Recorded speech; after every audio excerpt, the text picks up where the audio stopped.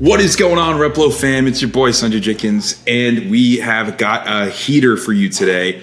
We are less than 60 days, 70 days from Black Friday and Cyber Monday, and we want to make sure that you have the most bulletproof retention marketing strategy. And when we say retention marketing, we're talking about email and SMS. And we brought on JP Charles, who runs one of the biggest Shopify Plus retention marketing agencies in the world. That's my Jeremy Clarkson voice right there. In the world, and he's going to break it down for us. He's going to give us everything that you need to make sure that this Black Friday, Cyber Monday is going to be the biggest ever through your retention marketing. So that was a lot. JP, thank you so much for joining me, man. How are you? Hey, I'm well. My pleasure. Thanks for having me. Absolutely. Okay, the clock is ticking. At the time of this recording, I think we're like 70 something days out from Black Friday, Cyber Monday, even closer by the time people actually start seeing this. So set us up, set the scene. What should people be thinking about right now as we get super primed for this number one, selling season of the year for our companies? I think there's many things, but to simplify it and not overwhelm people, let me talk about three things. Like, one, you want to make sure that you're working on your offer right now because that's what all Black Friday is about. Two, work on improving your conversion rate and fixing any bug with your website and testing any app that you want to use closer to Black Friday because you don't want to test like a week or two before Black Friday and break the site or have an app that's not compatible. And then three is working out how to increase your average order value because you really want to maximize profit, right? You want to maximize revenue and profit. I said three, but now I've thought about a fourth thing, which is also really important, if not one of the most important, is grow your email list. And I won't talk about this for the next hour, but I can talk about this for hours. It's important for Black Friday, but it's important for any direct consumer brands. Email is one of the most profitable marketing channel. It's have the highest LTV channel, but also most DTC brand build to sell, and there's no other marketing channel that increase the value of your business. Once you go to potentially get acquired, one of the ways that they value your business is how many subscribers you have on your email list.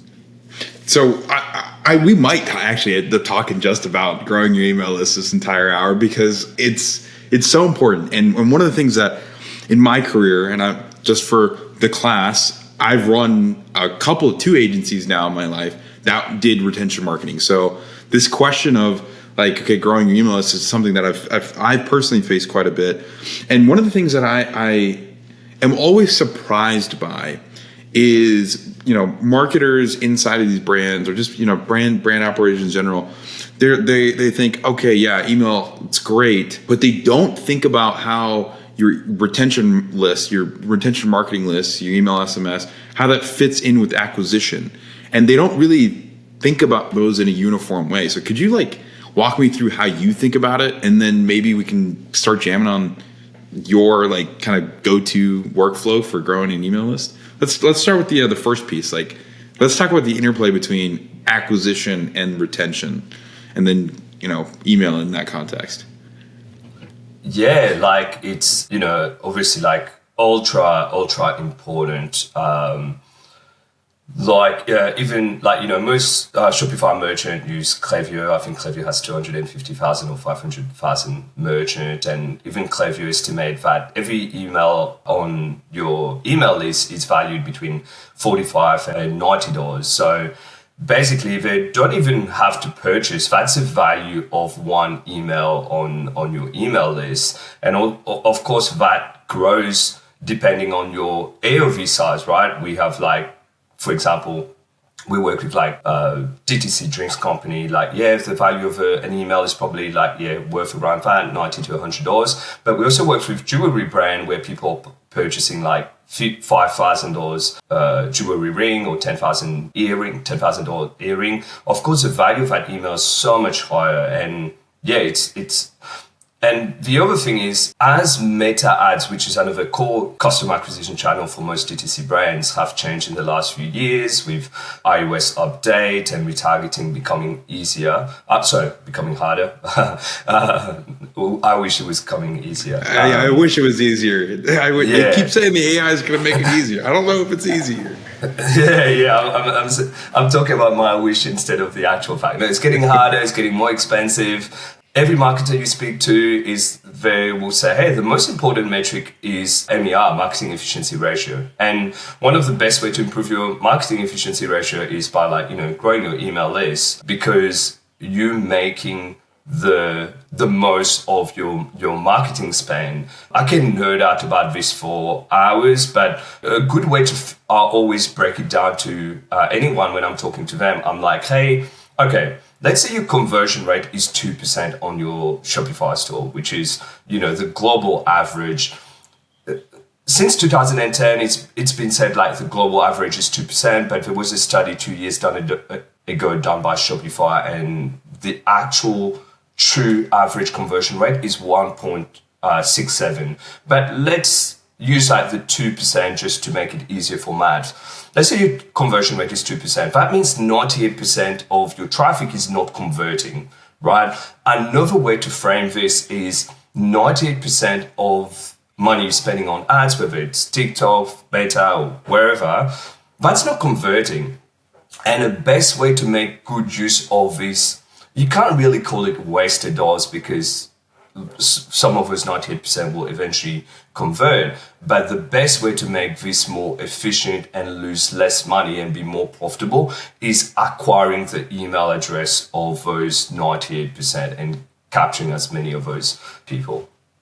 Sorry, I went on forever about this because I'm super passionate about the topic. Yeah, I mean, and I think that's the thing is like, so many brands that I talk to, so many operators I talk to now and in the past, they kind of get stuck in this trap where, they're like, oh, I'm just going to send more email, which is kind of this kind of a little bit of a frame flip maybe, but they're like, oh, I'm just going to, email is really profitable. I'm going to keep sending emails, but I'm not going to run ads, or I'm not going to continue acquiring customers.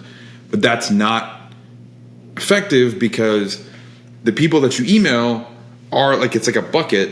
And, you have people churning out, you have people unsubscribing. So if you don't continuously fill that bucket with more people, it doesn't work. It doesn't scale. Another thing that I'm really interested to hear your thoughts on is the idea of acquiring and retaining your best customers. How are you using your email marketing data, or just data and customer data in general, to identify and then change strategy on building a bigger customer or best customer base? Yeah, let me first quickly touch on your first point. There's a reason email is categorized as a retention marketing channel. It's retaining people that you've acquired through other marketing channels. So I don't think it's a feasible marketing strategy to turn off of a marketing channel and just focus purely on email. I don't think that works.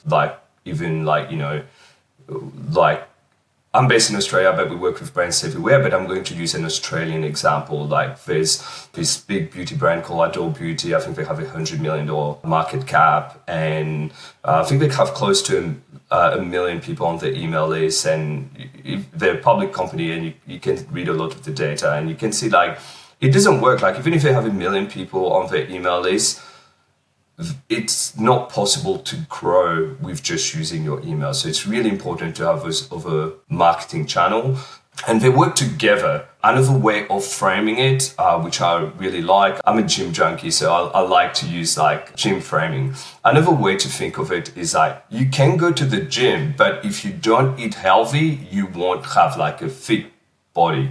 And this is why top of funnel marketing channel Google Ad, Pinterest, Meta, and all of that, they work well with email, but it doesn't work alone. And it goes vice versa as well. You can't just do Meta and not do email. You can't just do Google and not do email. So they both work well together. On your second question about how do you retain your best customer, I think that works the same way as the first part of your question is like if you're targeting the right audience on Meta, for example, top of funnel, then absolutely you're retaining the right customer. And the other way to think about it is every touch point is really important. So not just getting them to buy that first time, but what's that post-purchase journey look like? If there was a hiccup with a delivery, what does that look like? What does that customer touch point look like? After they purchase once, what's the journey to get them to buy a second time, third time, fourth time? So yeah, looking at all these touch point is ultra important. I mean, I think this is a great opportunity for us to transition into some of the tactical stuff here. Again, we're coming up on Black Friday. Brands need to be locked and loaded sooner rather than later. You mentioned 4 things: the offer, conversion rate, and general site testing, increasing your average order value to increase profits and revenue, and growing your email list. What are some of the tactical things brands should be doing on the email side right now, or the SMS side? Maybe it's foundational flows that they need to make sure are dialed in. Maybe it's a creative type. What's your checklist that you're going through for every single one of your clients right now? Yeah, I think the first thing, and we did that a few weeks ago, and we're actively doing that with all the brands we manage, is growing the email list, which is really important. We already talked about how this benefits your business in terms of it increases the value of your business, it has a higher LTV. But not only that, during Q4, we were looking at the data. In average, cost of advertising go up by 30% around Q4 because more brands spending more money, and with email, it's not going to cost you more. So growing your email list is really important. So let me give you actual ways to grow your email list. There's about 10 or 15 that we use, but let me tell you about the common one. I'm going to start with a really boring one. So the boring one is your sign-up form when someone lands on your website. I've seen this topic being debated by marketers almost every week on LinkedIn and Twitter everywhere.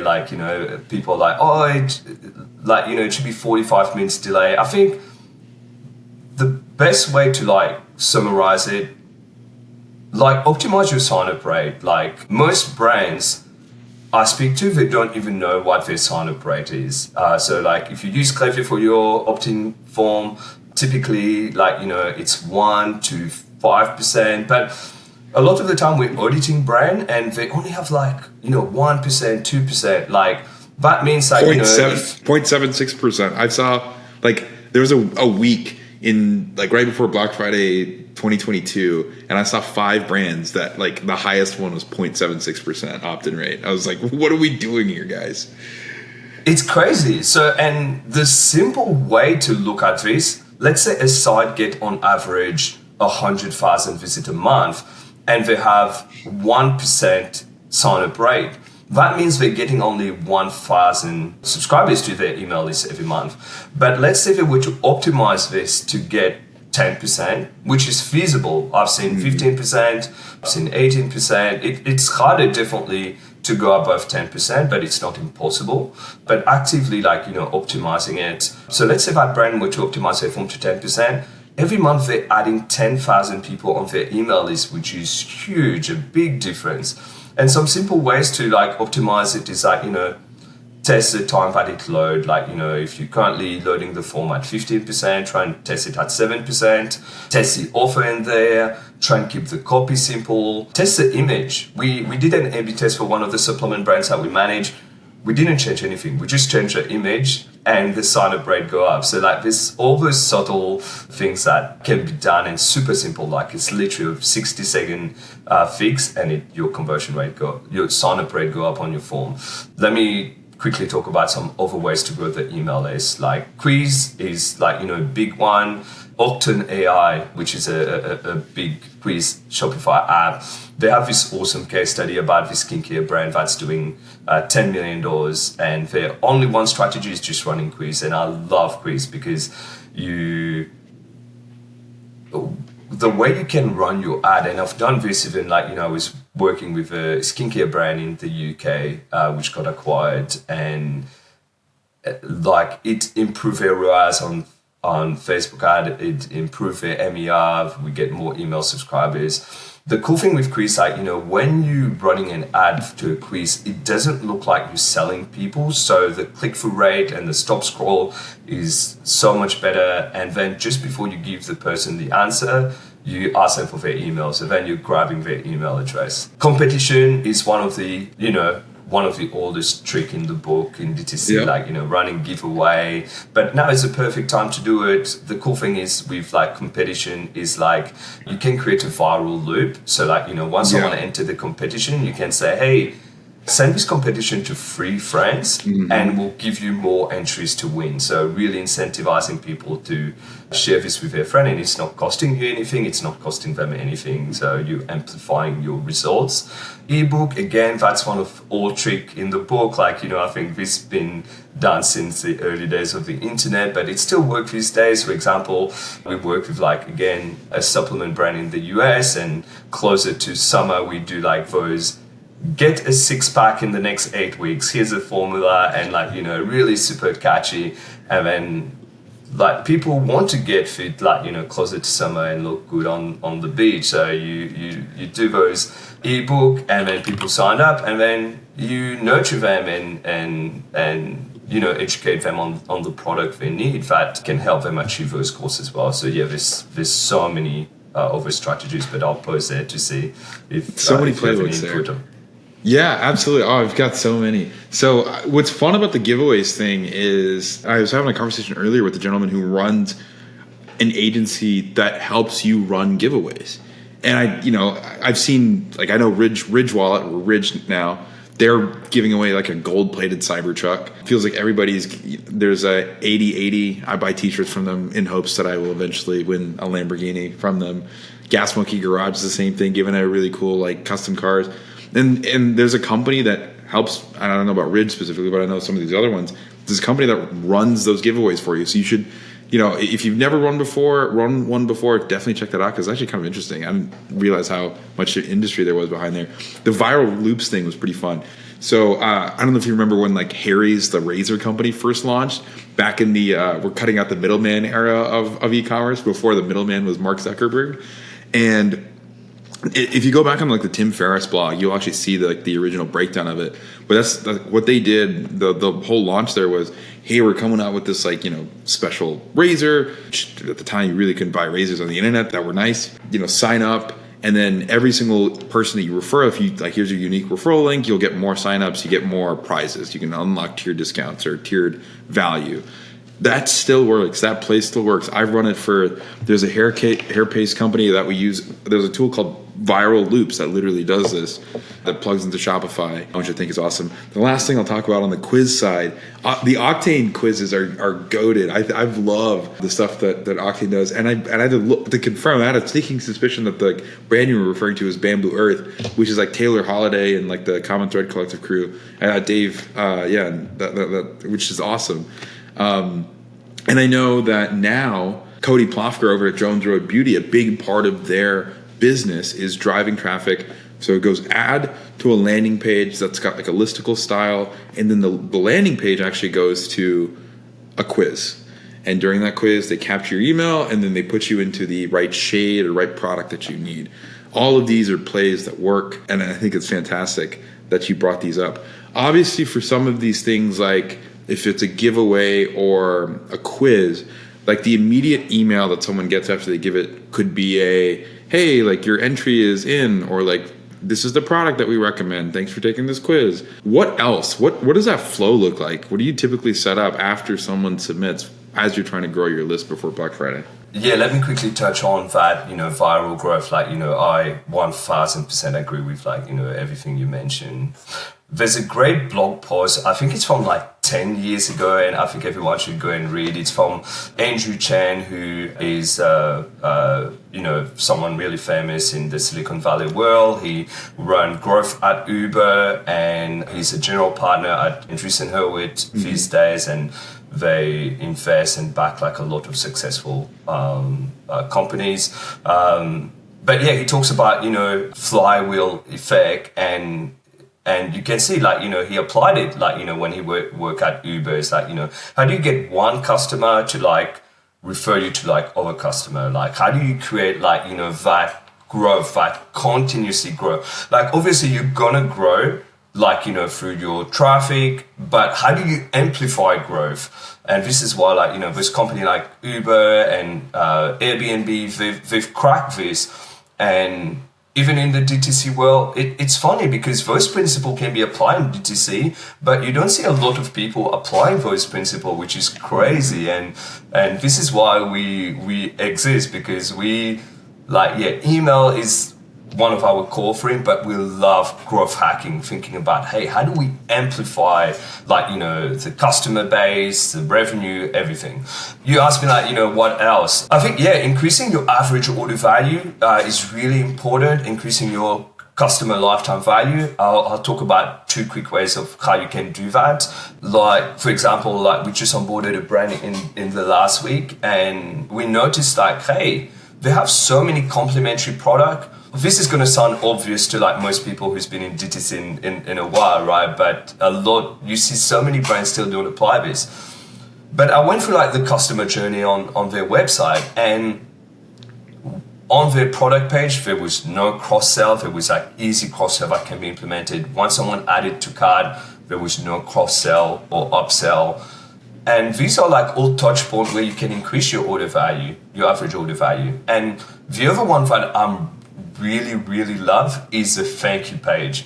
The thank you page is one of the most overlooked page ever, and you only see the best marketer looking at the thank you page. We're all the info guys. The info guys are always looking at thank you pages. The guys and this is why I love Social Snowball. I know you and I are both fan of Noah, yep, the founder of Social Snowball. And this is why I love Social Snowball as well, because basically it created a page that had no value, that says, hey, just thank you for your order. We'll send you details of when you'll get your order. I'll quickly talk about Social Snowball. Like, if people don't know about it, it turns your thank you page into like an affiliate marketing, turning your new customer into affiliate partners, telling them, hey, do you know you can earn money with our brand by using this personalized link to refer us to your family and friends.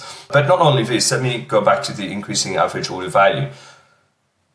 I remember like must be like 2019, 2020, I went and listened to this behavioral science guy talk at this marketing conference, and he said, when someone places an order, people go through 2 emotions. About 10% of people go into buyer's remorse, where they're like, oh, I shouldn't really have spent that money. But 90% of people go through a high, like, they're really excited, they're looking forward to receive their order. And literally, it is the best time to upsell them. And the crazy thing is, 90% of the time, a lot of the time you find brands saying, oh, I don't know what to cost them. They already purchased the one product and we don't have too many SKUs. It's crazy how many times upselling the same product at a discount works so well. And it's such a simple implementation that increase your average order value, reduce your CAC, all of the good things of running a DTC brand, right? Improve your profit, and then making your marketing more efficient as well. I love this. I love this concept. I personally could talk about this forever too, because there's a really funny book. The title's insane. It's like How to Make $1 Million in a Year or something like that. And I have it saved to my phone. It's a PDF that I've saved to my phone because I've read it so many times. And it's from like the 80s or the 90s. And it's like how to use direct mail to sell supplements. And inside this book that is 30, 40 years old now is that exactly what you just said.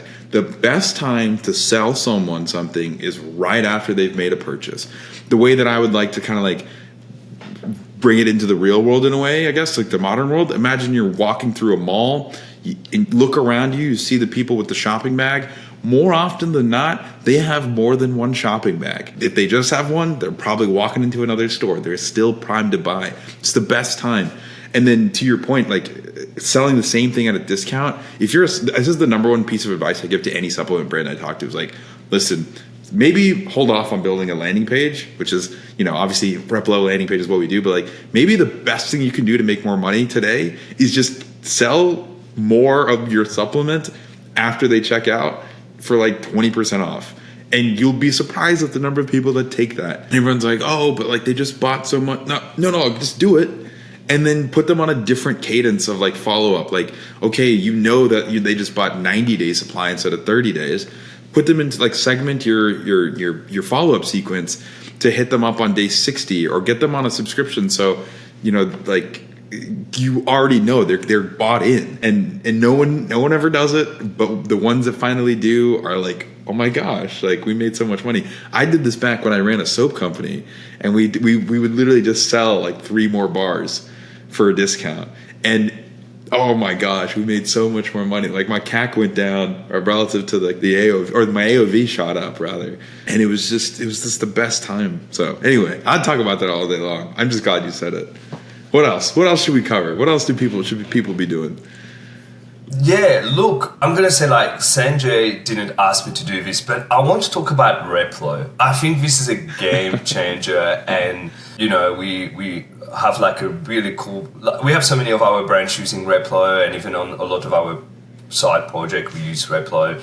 But this is such a shortcut to increase your conversion rate and increase your profit.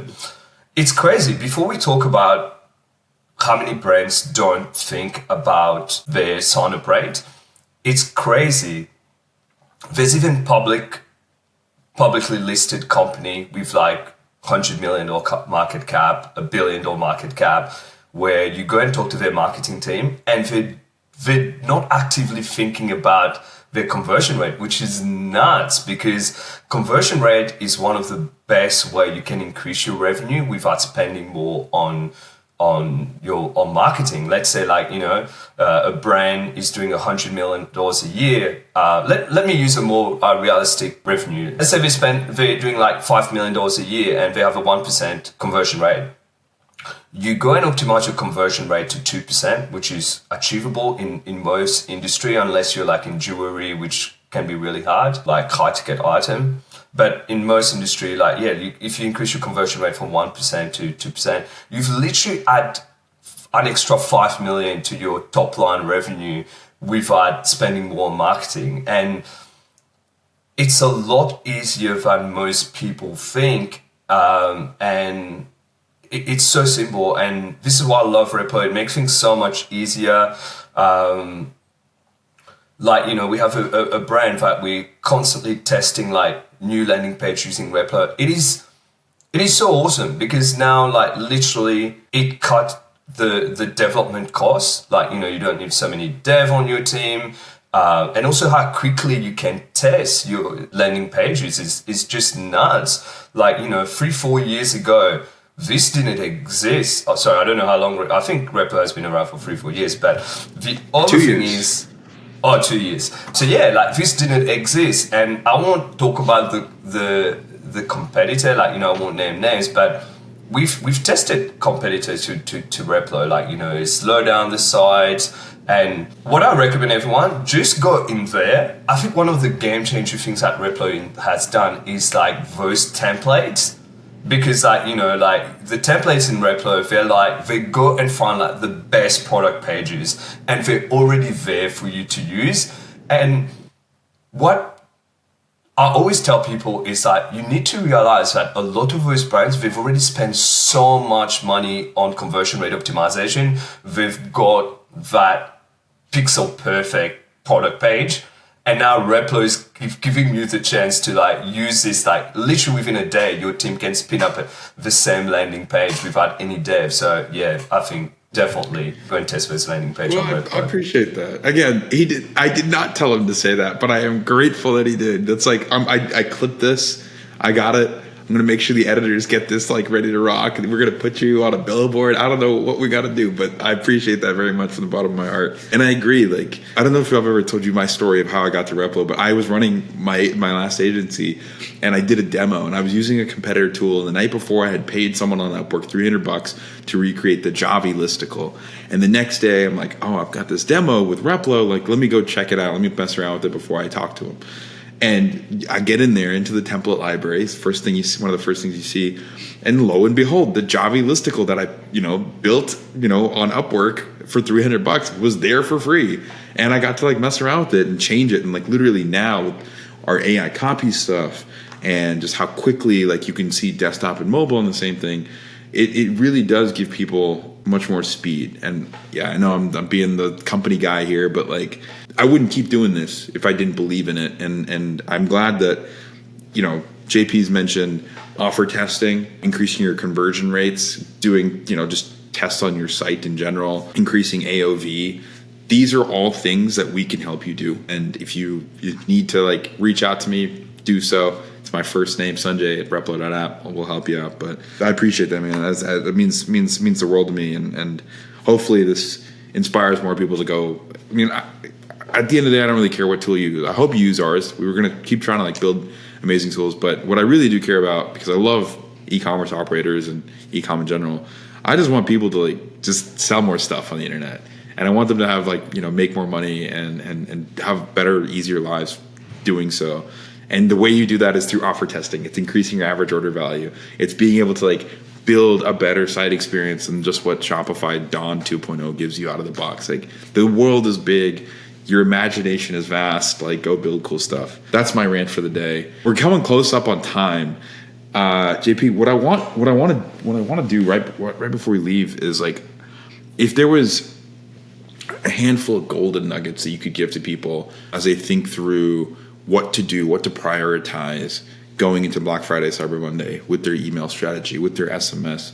What are like the 2 or 3 like big rocks, big nuggets that will absolutely transform someone's 2024 Black Friday? Some we've already mentioned, like absolutely growing your email list. There's more ways, like partnership. There's so many other ways. The other thing is like, making sure like your fundamental, actually this is really important. I can't believe we're like about, almost here and I haven't mentioned this, but yeah, like making sure like your automation flows are set up right. Like, when you're adding those new subscribers, like, having a good welcome flow to nurture them, and don't just hard sell. Like hard sell doesn't work in any industry. Like nurture the customer, educate them and show them the benefits while they need that. And then at the end, definitely add an offer if it's relevant to your brand. It makes sense in your margin to include an offer. So yeah, making sure having those fundamental flows set up is really important. And the other thing is around BFCM, it's also really important to have custom flows. Right. So like, during BFCM, if you're acquiring a new customer, you don't want to have your normal welcome flow. You want to have a flow that says, hey, we're having our best sale of the year right now. Like, don't miss out. And here's the offer. Or like, even when people are abandoning a cart, hey, like, tell them about the offer that you're running. Like, even in post-purchase, like, cross-sell and upsell and get referral for post-purchase. Go and tell your family and friends this is our best offer, right? Integrate with social snowball and getting your customer to refer to other people. Making sure like, you have your email fundamentals set up right, so not just the flows, but having good deliverability rate is really important. You don't want to just spamming the whole list, doing your segment right, engaging the unengaged people, trying to reactivate customer or subscribers who haven't engaged with your email in a while is really important. And the last thing I would say is pre-Black Friday, definitely test your email frequency. It's really funny, like, I can share my screen and show my Slack. It's so many times we'll be talking to a brand and they will be like, we don't want to send too many email. Like, we think like once a fortnight is enough and once a month is enough.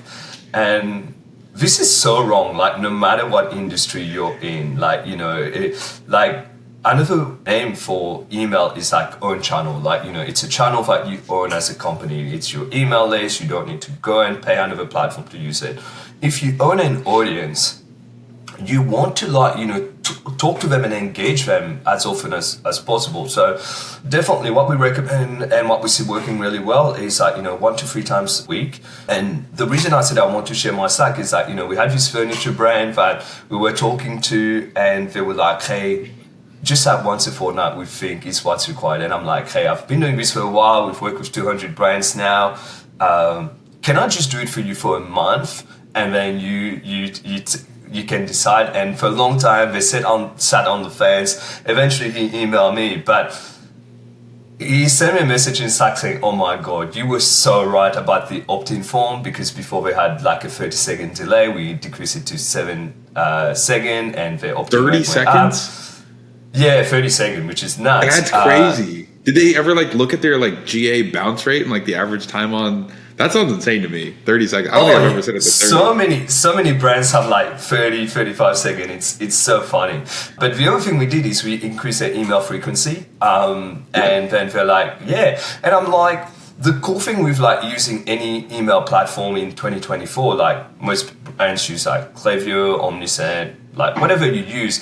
The cool thing is it tells you what's your open rate, what's your click-through rate, what's your unsubscribe rate, etc., etc. So these metrics are educating you on what you need to do.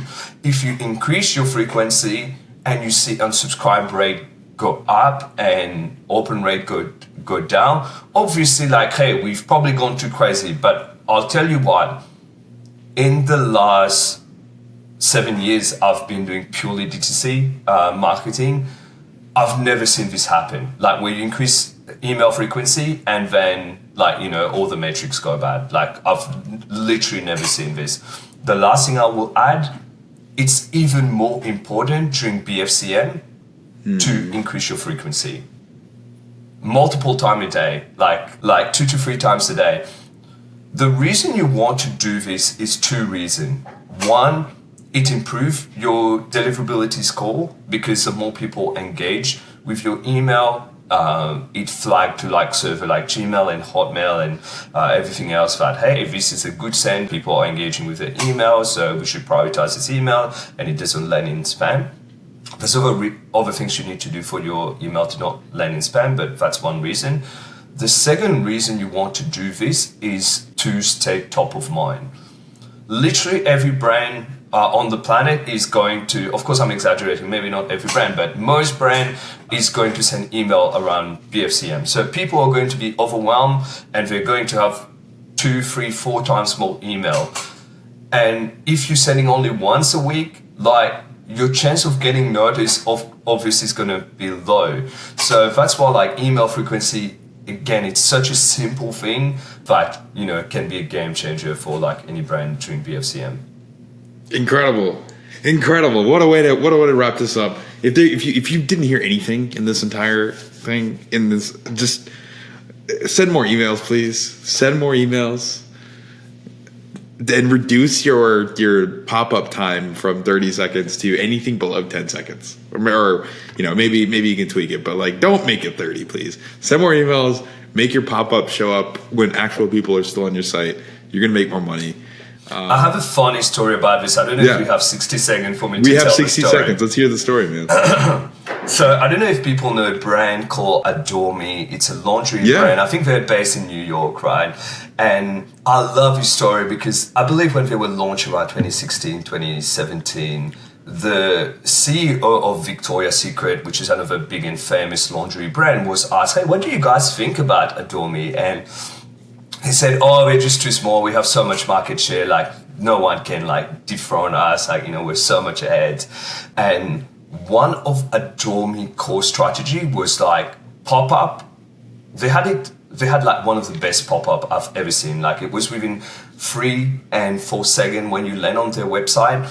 And they had an irresistible offer. They were like, hey, they sell, like, a premium product. I think that typical product is like $60, but they were like, hey, if you sign up to our email list, in the next 5 minutes, you can get this product for only like $19 or $29. I can't remember the exact amount. And what that does is, obviously, like, you know, you need to work out the formula, what works for your brand. But what Adore Me had figured out is, hey, we want to grab as many email addresses as possible. And 2, we're happy to break even at that first product, which again, it's a subjective matter. Like every brand is different. Some brands can't afford to take a loss or break even on the first product, but more often than not, it's good. But to fast forward the story is, fast forward 5 years later, Adomi has taken so much market share from Victoria's Secret that Victoria's Secret had to acquire them, I think in 2020 or 2021, bought them for 400 million. So literally my thesis is like this pop-up, like, you know, exploded this business that so much that, you know, the biggest competitor that's been around for like 50, 60 years had to come in and buy them out to like stop bleeding money. There's a lot of other things Victoria's Secret did wrong to lose market share, but you can see how, like, you know, it's a perfect David against Goliath situation where like a small brand came and took so much market share and grew so much simply by like you know, optimizing their pop-up form. And they understood the consumer that they were selling to. It's a great offer. Small tweak to their pop-up form, and you know, drives something that goes to $400 million. That's amazing. I love that story. I'm a big fan of Adore.me as a brand. I think they do a lot of stuff right when it comes to e-commerce, but that's a fantastic story. And again, improve your pop-ups, send more emails ahead of Black Friday, Cyber Monday. You know, there's a lot of segmentation stuff. There's a lot of fancy stuff that you can do. If you want to learn more about all that stuff, go hit up JP. His agency will take care of you. But this has been so much fun. I'm really excited to do another one of these. JP, thank you so much for your time today, man. Hey, thanks for having me. That was fun.